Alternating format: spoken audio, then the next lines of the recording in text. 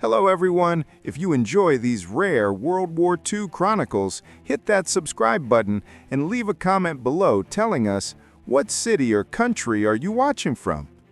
Let's get started.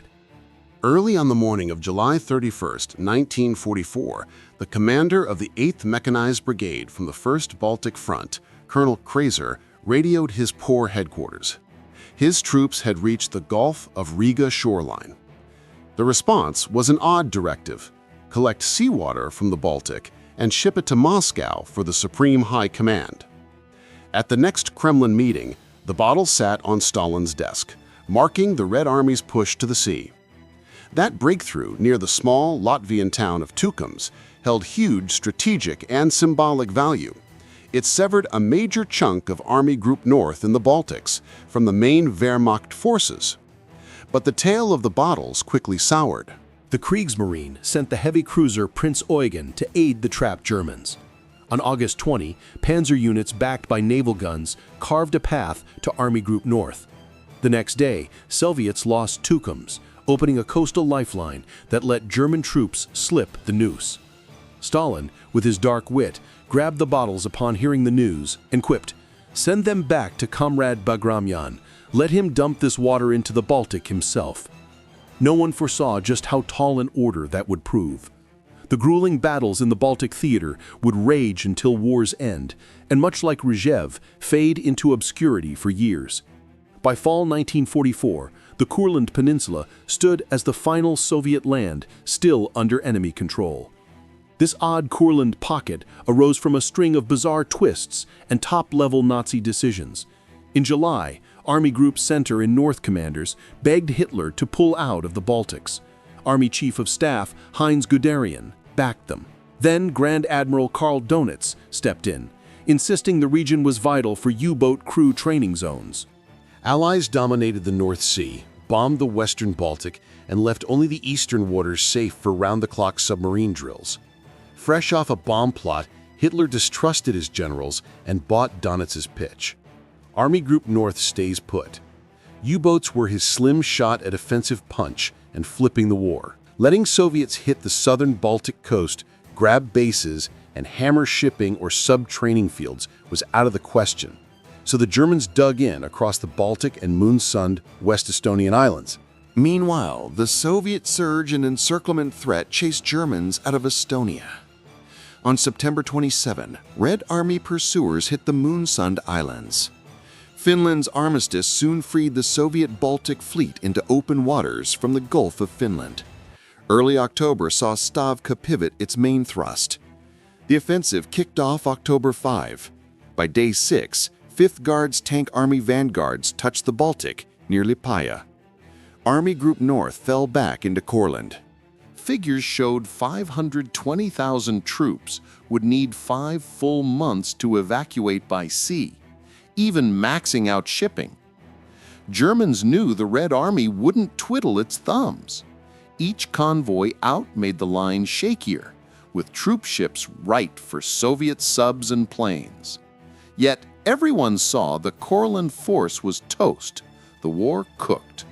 Still, Colonel General Ferdinand Schörner rallied his men to hold the Courland bulge come hell or high water, keeping Hitler's blunt words under wraps. Right after taking Riga, Stavka told Eremenko's and Bagramyan's fronts to charge and wipe out Courland. The First Shock Army shone, hugging the Gulf of Riga coast.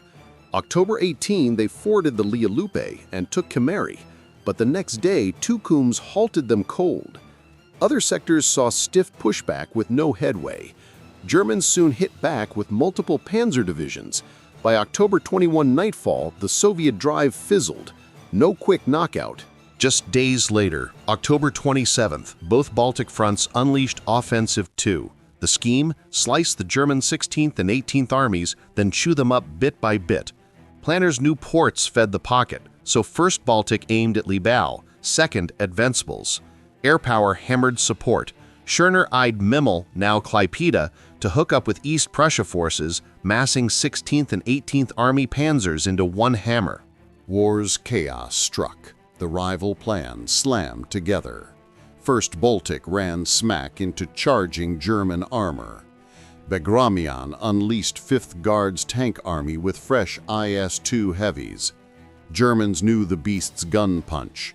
Their fix: hide tanks on hill backsides for ambushes.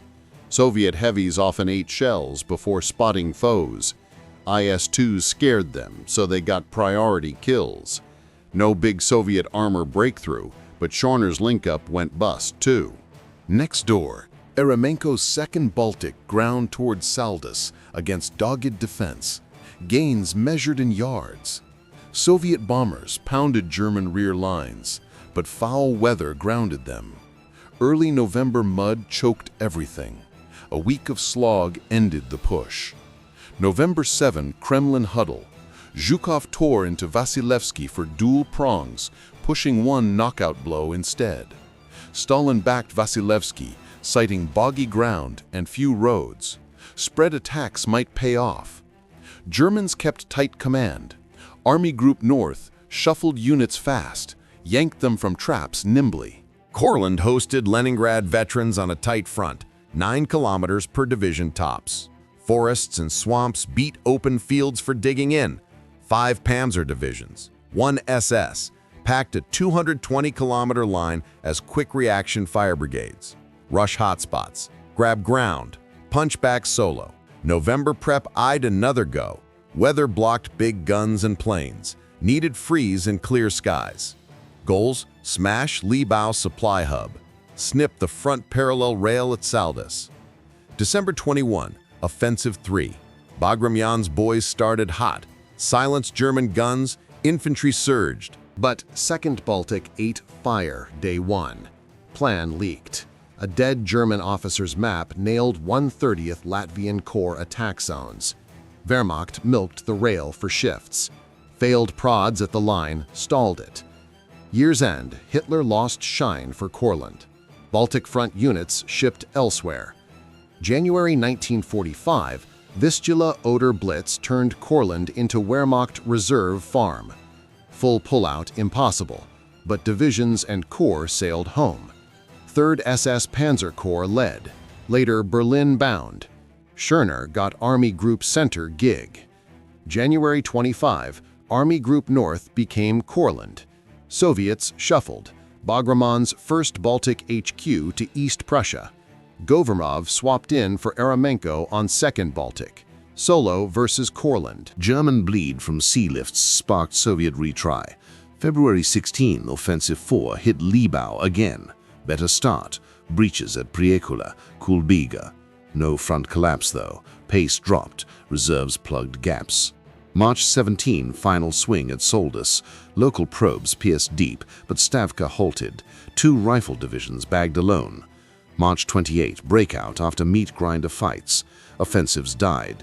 Same time, Red Army hit Danzig. Baltic Subschool lost point. Courland turned guard duty. Soviets dubbed it the Armed POW Camp. May 8, Karlshorst surrender underway. Radio blared. German ships to Memel, Kolberg. No faith in compliance. Baltic fleet boats sealed Courland ports. May 9 morning, Libau fell bloodless. Mass surrenders May 9 through 13. 42 generals, 88,000 plus officers, 181,000 troops, around 14,000 Latvian volunteers. Gear hauls galore. Like Rajev, Courland's slog got buried. Oct 44 to May 45, 90,000 Soviet dead, 300,000 hurt. No full smash. Numbers, grit, defense playbook blocked it. No sea blockade either. Baltic fleet short subs, big ships. But Baltic pressure pinned Wehrmacht veterans. No big plugs for crumbling lines. Those pros might have slowed Red Army, let Allies snag Berlin first.